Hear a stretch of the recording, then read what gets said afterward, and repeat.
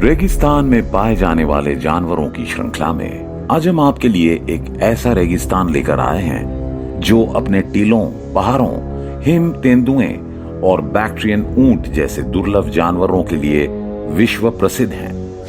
दरअसल दोस्तों, हम बात कर रहे हैं गोबी रेगिस्तान की, जो दक्षिणी मंगोलिया और उत्तरी चीन के कुछ हिस्सों में फैला हुआ है। इस विशाल रेगिस्तान को दुनिया के अनोखे इकोसिस्टम में गिना जाता है। यहाँ का पूरा इलाका अनोखा है और प्रकृति संरचनाओं से लेकर डायनासोर के जीवाश्मों तक सब कुछ से भरा हुआ है। अद्भुत वनस्पतियों और जीवों और आश्चर्यजनक रूप से कठोर जलवायु के बावजूद ये रेगिस्तानी जानवरों की प्रजातियों की विशाल विविधता को भी दर्शाता है, जो गोबी रेगिस्तान में रहने वाले चरम रेगिस्तानी जलवायु में जीवित रहने के लिए पूरी तरह से अनुकूलित है। आइए जान लेते हैं इसके बारे में। नंबर 10 में स्नो लेपर्ड। दोस्तों, आप भी सोच रहे होंगे कि ठंडे इलाके में रहने वाले स्नो लेपर्ड का गर्म रेगिस्तान में क्या काम है, इनका यहाँ से क्या लेना देना है। तो आप जान लें कि स्नो लेपर्ड रेगिस्तान में टॉप पेट ईटर है। ये खुंखार शिकारी सेंट्रल और साउथ एशिया के कई हिस्सों में अपना दबदबा जमाए हुए हैं और गोबी रेगिस्तान की पर्वत श्रृंखला जैसे टियान शाम रेंज में भी इनकी गुंडागर्दी चलती है।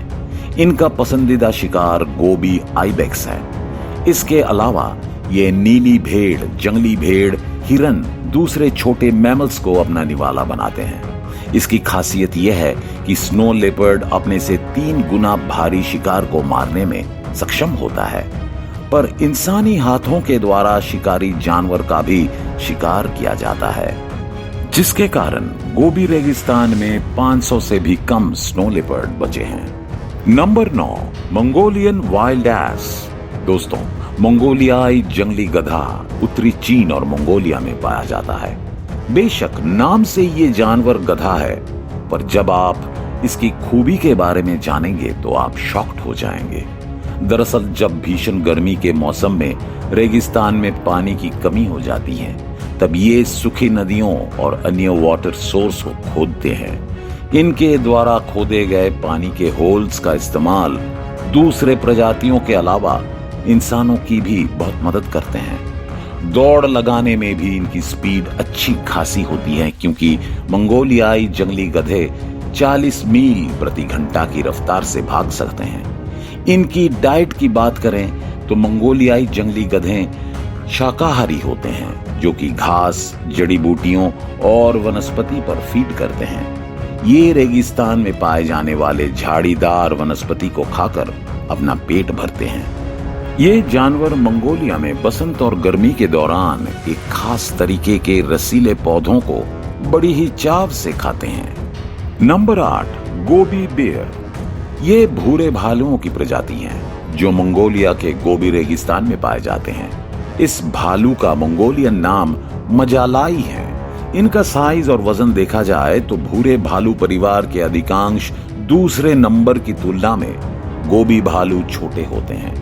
व्यस्त मादा का वजन केवल 51 से 78 किलोग्राम और नर भालू का वजन 96 से 138 किलोग्राम होता है। ये भालू सर्वाहारी होते हैं, यानी कि इन्हें कुछ भी हजम हो जाता है।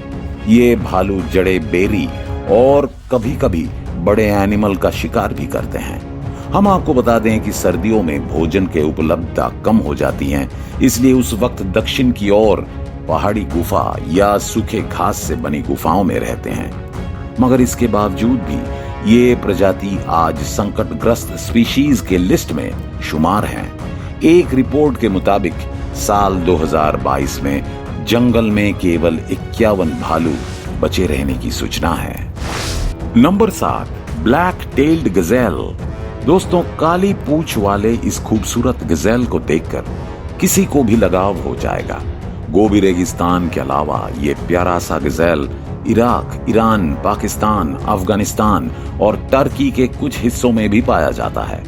अपनी सीमा के अंदर गोइटेड गजेल चूना पत्थर की पठार और बरसी के मैदानों में निवास करते हैं। गोइटेड गजेल शाकाहारी होते हैं अलग अलग टाइप के घास और अलग अलग जड़ी बूटियों पर फीड करते हैं। कई बार भोजन की तलाश में ये मौसमी रूप से पलायन भी करते हैं। इन्होंने अपने आप को कुछ ऐसा बना लिया है कि बिना पानी के लंबे समय तक रह सकते हैं।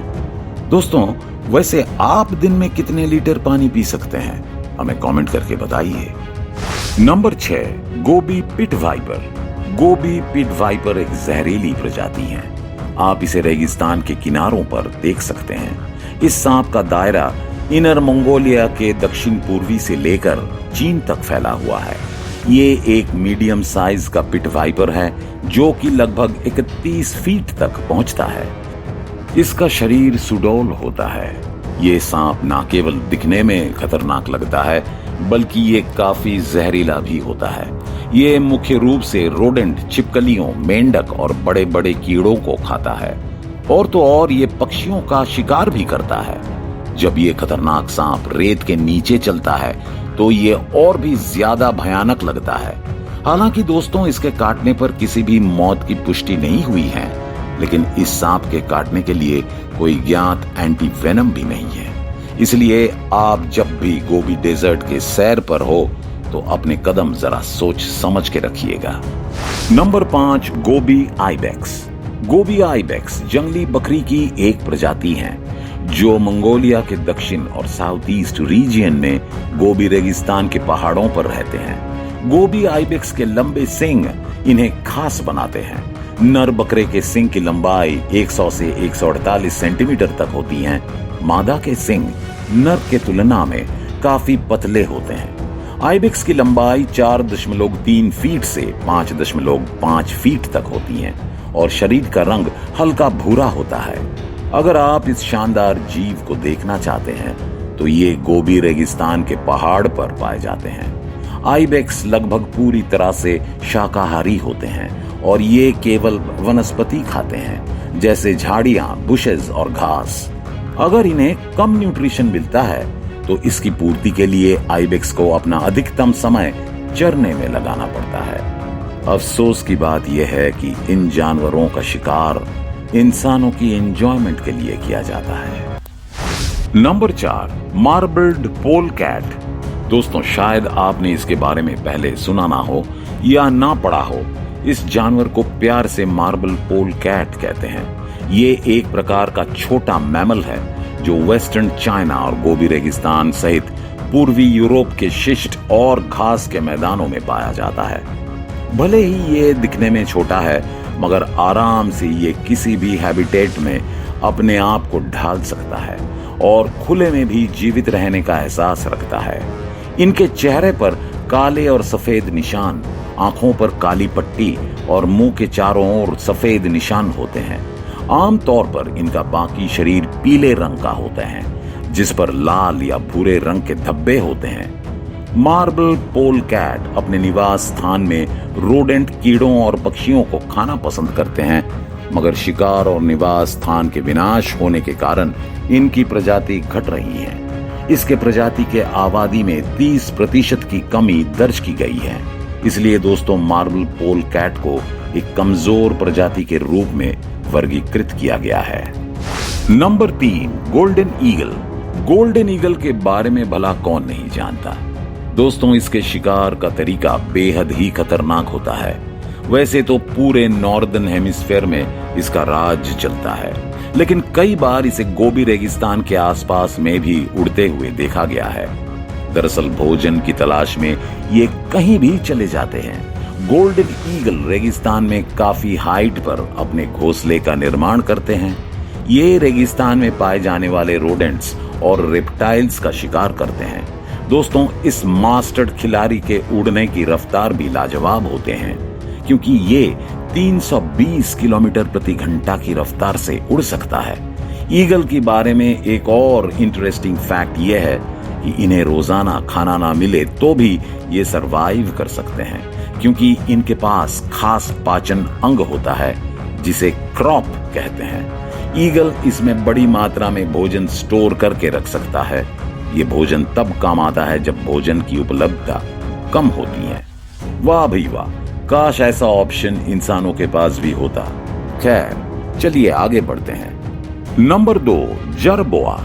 ये छोटा रोडेंट्स उत्तर पश्चिमी चीन और दक्षिणी मंगोलिया के निकट पाया जाता है। इसका शरीर चूहे की तरह होता है, खरगोश की तरह बड़े कान होते हैं, पिग की तरह थुतन होता है और पिछले पैर जो कि किसी कैंगरू की तरह होते हैं।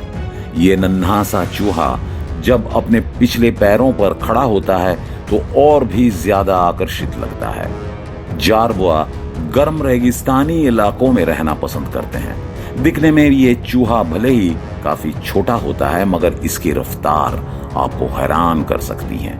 हम आपको बता दें कि ये 24 किलोमीटर प्रति घंटा की रफ्तार से दौड़ सकता है।